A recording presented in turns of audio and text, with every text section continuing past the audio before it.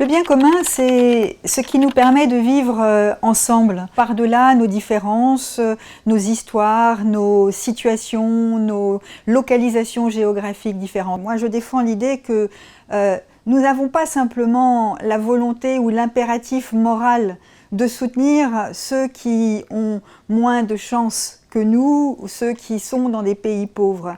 Mais c'est un intérêt, y compris pour nous privilégiés, que de favoriser le développement de la santé, de l'éducation, des infrastructures dans les pays qui aujourd'hui sont à bas revenus.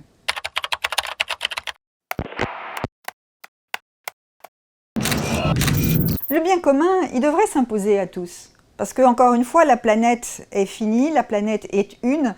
Nous vivons dans un monde globalisé, mondialisé, dans lequel une épidémie qui surgit en Afrique peut très rapidement, ou en Chine, peut très rapidement frapper la planète entière. Nous savons que les virus ne connaissent pas de frontières. C'est vrai aussi pour des problèmes d'environnement, pour des problèmes d'éducation, d'économie. Et face à cela, il y a toujours le réflexe de l'égoïsme national. Ce qui menace le bien commun plus que tout, c'est précisément cette façon de réfléchir entre eux et nous.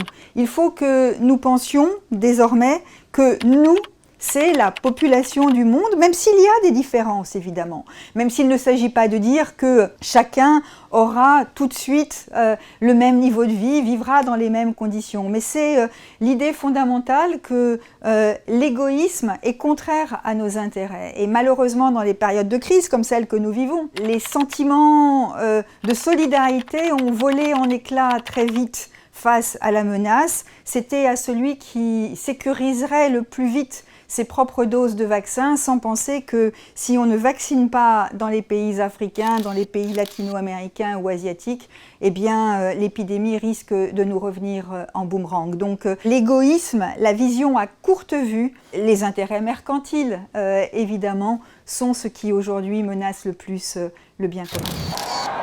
C'est ça l'enjeu des prochaines décennies, au fond, c'est de savoir si nous voulons continuer à vivre dans un monde où les fractures restent fortes, où les inégalités sont la règle, ou si nous voulons construire un monde où l'accès équitable devient la principale voie, le principal chemin à emprunter. Et donc nous devons réfléchir à, domaine par domaine, la manière de mettre en place ces politiques de solidarité nouvelles. Nous devons, pour atteindre le bien commun, nous définir des objectifs communs et des objectifs partagés.